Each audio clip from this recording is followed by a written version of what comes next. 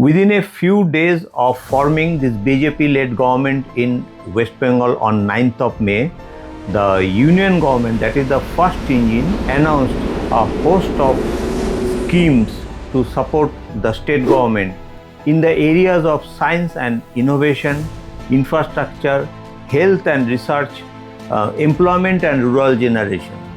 They have also announced the start of the new rural employment scheme called VBG Ramji, replacing the old Manrega scheme with effect from 1st of July 2026. The state government, that is the second engine, also in sync with the first engine, they announced a very good growth-oriented budget in West Bengal. In the areas of employment, infrastructure, education and health, women and welfare, agriculture, investment and industry.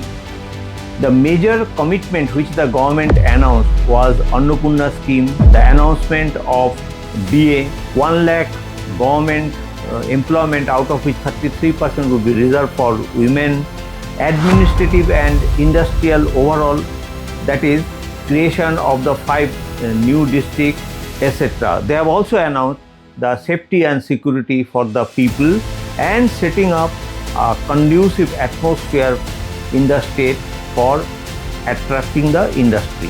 So, within 45 days of forming the government, both the engines, that is both state and the central government, announced host of schemes. They have already started working as a very nicely coupled twin engine. But still there is a third engine missing, that is the citizen, who is the decisive force for Bengal 2047. That we shall discuss all those things, that is the third engine, in this episode titled The Third Engine, Citizen, the Missing Workforce for Building 2047. This episode we will present as a 12-month of progression series comparing between two models, one completely led by the government, the second primarily led by the citizens supporting the government and other stakeholders. As seen, all across Bengal we have got tremendous opportunities in all regions, that is North Bengal, South Bengal, areas bordering Jharkhand and central region. However, we need to choose the best path. The path that we choose today will take us to Bengal 2047, because the future is not something that happens to us. It is something that we build ourselves. So we need to choose two paths which lie ahead of us.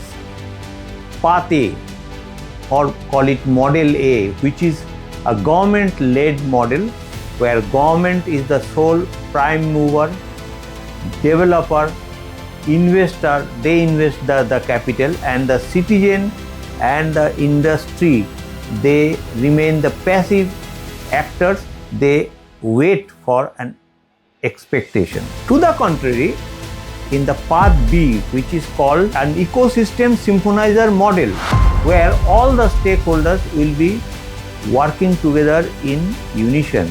In this model B, the government is not the prime mover. Government will be rather an enabler and a regulator, not the sole financier. The private industry in model B, they drive the capital efficiency, they drive the innovation at the ground level. The citizens participate actively via various cooperatives, farmer producer organization and civic bodies. The contrast between this A and B, that even though the model B initially shows a slow pickup because the government has to coordinate among all the stakeholders and come into a joint action plan, but ultimately path B, that is model B, will be taking off. This growth index comparison between model A and model B is shown in this hero chart. As we can see in this hero chart, that over a 12-month simulation period, while model A, which is a linear progression model, they score approximately 32 out of 100. The model B in the same period score about 90 out of 100. So, which is about 2.5 8 times the growth index of Model A. Why Model A drags the progress path of Model B? Because it is a government-led organization, it typically it inherits the characteristics of the government-led processes, that is the linear. The first government will announce some policies, then people will be expecting that, watching from the sidelines. Thereafter there will be various stakeholders, investors, they will come, check, and they will find the feasibility. If they don't find, then they will go out, then the investor, and when they go out, the investor confidence will slowly fall, and ultimately the growth will plateau after the initial pickup. And that is why the Model A has a drag loop as compared to Model B. Contrast this with the Model B. Model B is called the compounding flywheel model. Model B is essentially works on a collaboration among all the stakeholders. The collaboration will create momentum, and momentum creates the multiplier effect. The compounding growth leads to stronger economy, more jobs, better infrastructure, higher quality of life, and inclusive prosperity. So we have seen that Model B over a 12-month period far exceeds the growth index over Model A.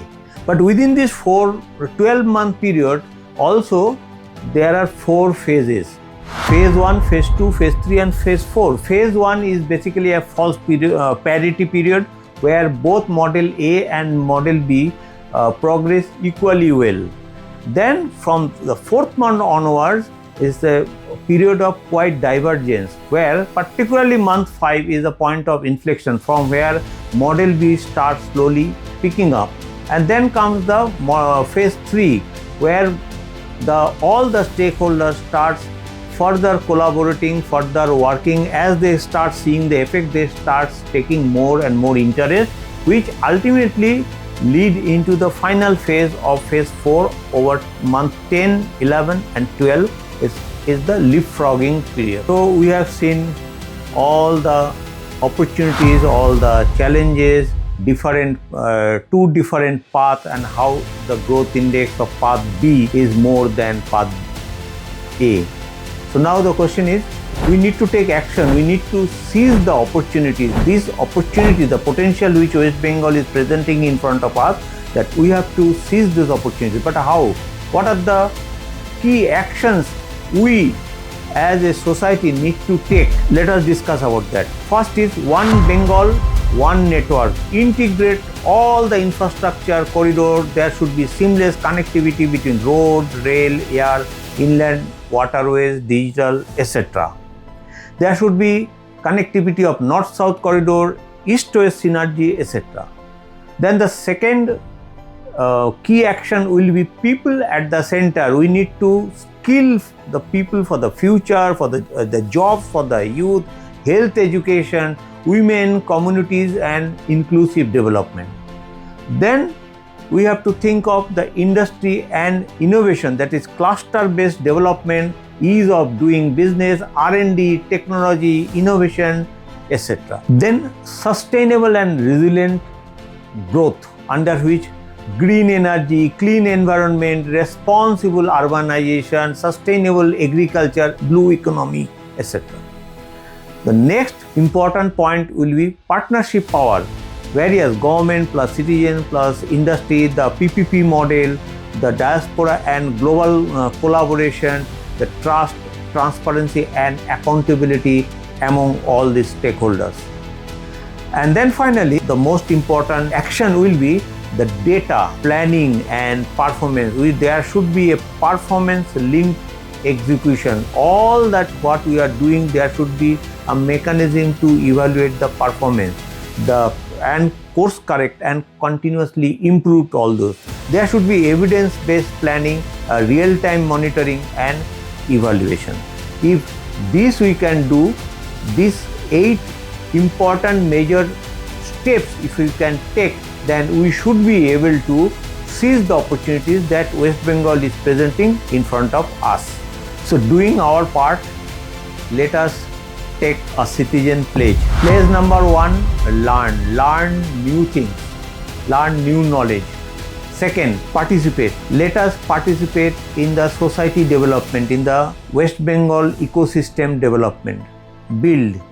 Let us build ourselves, let us build cooperatives, let us discuss among others, let us coordinate among all the stakeholders, and then we inspire others to come up, to grow, to take their part, to contribute to the development of West Bengal, and finally to protect our institutions, our roads, etc. That if we take this citizen pledge and not only just discuss, then all the points that we have discussed so far, then it will be effectively implemented using Model B towards a prosperous and resilient Bengal 2047. I will share a very gut-wrenching life experience that when I was coming back home on vacation from Malaysia, where I was working, a few telecom vendors from Malaysia, they accompanied me and came to Kolkata. After spending a few days, when they saw the civic inconveniences, the road, etc., then they, instead of Kolkata, they choose to invest in Tamil Nadu. Just think, who lost this investment? Government did not lose this investment. The industry did not lose this investment either, but we lost. We as a citizen lost it. So why don't we think that every street is a business card of West Bengal, and we accordingly to clean the street, to clean the face of West Bengal, to clean our surroundings by ourselves. That brings the total importance of our series, that third engine matters for the development of the state, a sustainable development of the state. So finally, in this discussion, what we have seen, that governments alone cannot do anything. Government alone is not adequate for the sustainable growth. We need three engines: the government, the industry, and the third engine, that is citizen. Government will set the direction, provides enablement. Industry, they will create wealth, drives innovation, and citizen, they will bring purpose, build the nation. These three engines must always work as one team with one goal for one resurgent Bengal. And when we work together, we will create a prosperous Bengal, a sustainable Bengal, a united Bengal, a knowledge Bengal. And in order to achieve this goal, let us reiterate that we must follow our pledge, that we will learn, we will participate, we will inspire, we will protect. This is our movement, this is our mission. Let us become the generation that rebuilt Bengal, which history will remember. Jai Hind, Bande Mataram.